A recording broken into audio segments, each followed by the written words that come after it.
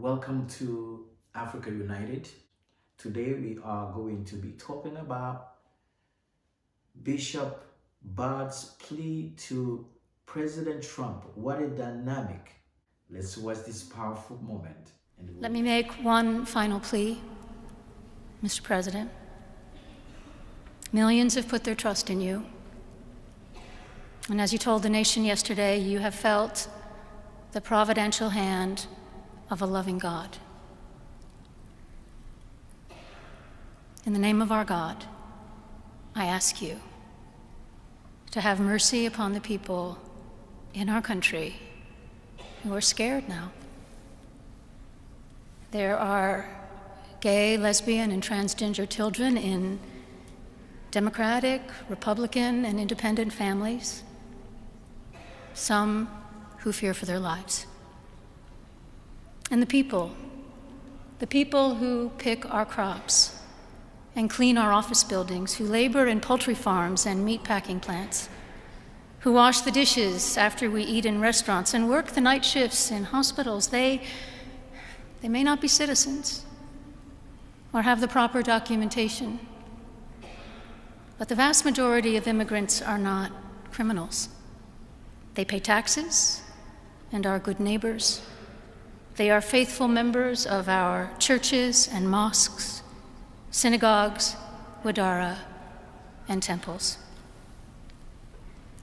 I ask you to have mercy, Mr. President, on those in our communities whose children fear that their parents will be taken away, and that you help those who are fleeing war zones and persecution in their own lands to find compassion and welcome here.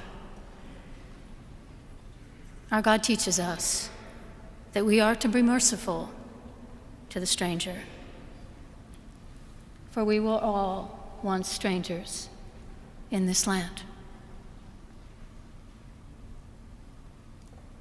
May God grant us the strength and courage to honor the dignity of every human being, to speak the truth to one another in love, and walk humbly with each other and our God for the good of all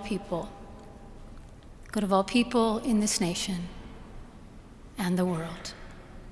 It is powerful to see Bishop Budde pleading with President Trump to have a mercy on people of this country who cannot defend themselves. Friend, I have a great admiration for Bishop Budde for simple reason.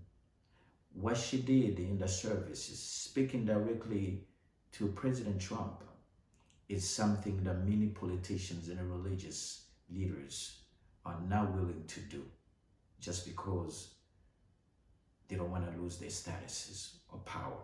United States is a country of foreigners. We were all once strangers in this land, including the president himself. Bishop Budde is known to be an activist. In the past, she spoke out against President Trump in his first term. Listen to it. The president just used a Bible, the most sacred text of the Judeo-Christian tradition, and one of the churches of my diocese, without permission, as a backdrop for a message antithetical to the teachings of Jesus and everything that our churches stand for. And to do so, as you just said, he sanctioned the use of tear gas by police officers in riot gear to clear the churchyard. I am outraged. The president did not pray when he came to St. John's, nor, as you just articulated, did he acknowledge the agony of our country right now, and in particular that of the people of color in our nation, who wonder if anyone in public power will ever acknowledge their sacred worth, and who are rightfully demanding an end to 400 years of systemic racism and white supremacy in our country. And I just want the world to know that we in the Diocese of Washington, following Jesus and his way of love, we distance ourselves from the incendiary language of this president. We follow someone who lived a life of nonviolence and sacrificial love.